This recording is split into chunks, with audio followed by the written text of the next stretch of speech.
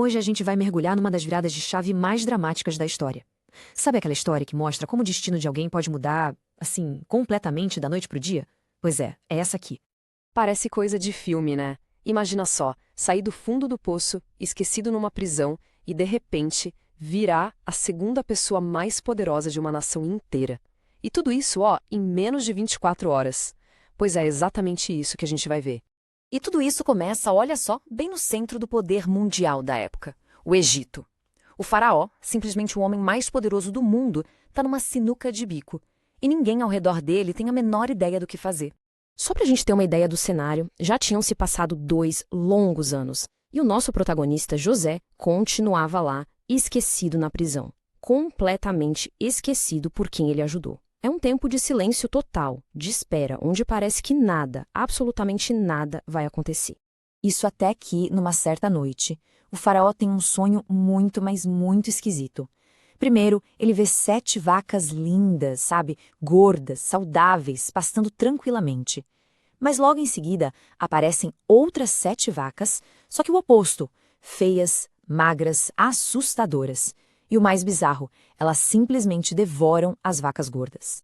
E olha, não para por aí. Logo depois vem um segundo sonho, com a mesmíssima lógica. 7 espigas de grãos bem cheias, bonitas, sabe? E de repente elas são engolidas por outras 7 espigas, todas secas, queimadas pelo vento.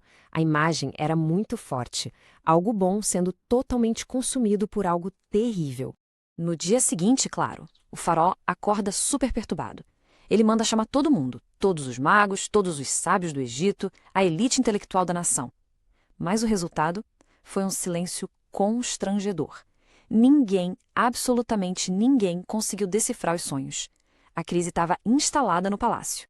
E é exatamente nesse ponto, no auge do desespero, quando toda a sabedoria do Egito se mostra inútil, que uma memória surge. Uma lembrança de última hora sobre um candidato totalmente improvável. É aí que o copeiro-chefe, aquele mesmo que o José tinha ajudado anos atrás, finalmente se lembra. Ele chega para o faraó e fala de um jovem hebreu, um prisioneiro que tinha esse dom de interpretar sonhos. Pensa só, a última esperança do reino estava numa cela. Aí a coisa toda acelera. Tiram José da prisão às pressas. Ele se barbeia, troca de roupa e pronto, tá na frente do faraó. E o rei não perde tempo. Vai direto ao ponto, já colocando toda a pressão do mundo em cima dele. Fiquei sabendo que você interpreta sonhos. E a resposta de José, gente, é simplesmente incrível. Em vez de dizer, sim, sou eu mesmo, ou melhor, ele dá um passo para trás. Com humildade e uma fé impressionantes, ele diz, isso não vem de mim. É Deus quem vai dar a resposta. Ele tira o foco dele mesmo na hora. E o que acontece a seguir é muito mais do que uma simples interpretação de sonho. José não só decifra um mistério, mas ele apresenta uma estratégia completa. Um plano de sobrevivência que ia salvar não só o Egito, mas o mundo inteiro daquela época. Aí José explica, de um jeito bem claro, os 2 sonhos são, na verdade, uma única mensagem de Deus. As 7 vacas gordas e as espigas boas significam 7 anos de uma fartura incrível, sem igual. Já as vacas magras e as espigas secas, bom, essas representam 7 anos de uma fome absolutamente terrível. E para deixar bem claro o tamanho do problema, José reforça. A fome vai ser tão, mas tão severa, que ninguém vai nem se lembrar que um dia existiram os anos de abundância. O negócio era sério. Era uma questão de sobrevivência.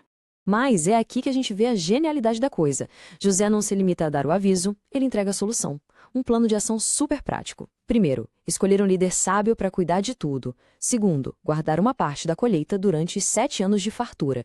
E terceiro, distribuir essa comida durante 7 anos de fome. Simples e brilhante. A reação do faraó e de todo mundo ali no palácio foi de puro espanto. E o que acontece em seguida é, sem brincadeira, uma das promoções mais rápidas e impressionantes de que se tem notícia. O faraó fica tão impressionado não só com a interpretação, mas com a sabedoria do plano, que ele declara na hora, não tem ninguém mais sábio que você para fazer isso. Ele entende que a pessoa perfeita para executar o plano é a mesma que o criou. E tem um detalhe importante, a idade de José. Ele tinha 30 anos. 30 anos.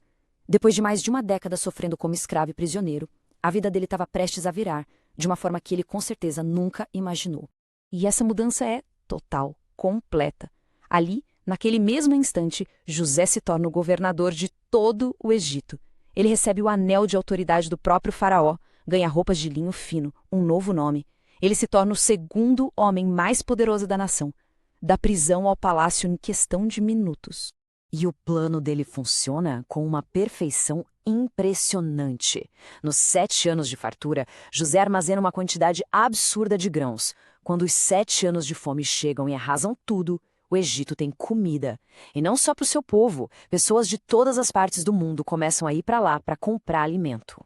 Ok, a história é fantástica, mas o que está por trás disso tudo?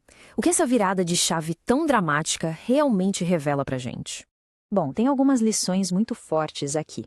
A primeira é que Deus nunca se esquece, mesmo que tudo pareça estar em silêncio.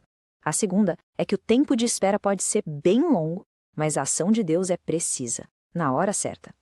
E a terceira, talvez a mais impactante, quando Deus decide agir, tudo, absolutamente tudo, pode mudar de uma hora para outra.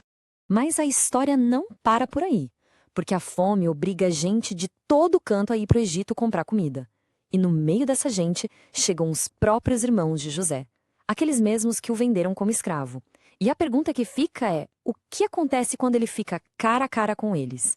O maior teste de José ainda estava por vir.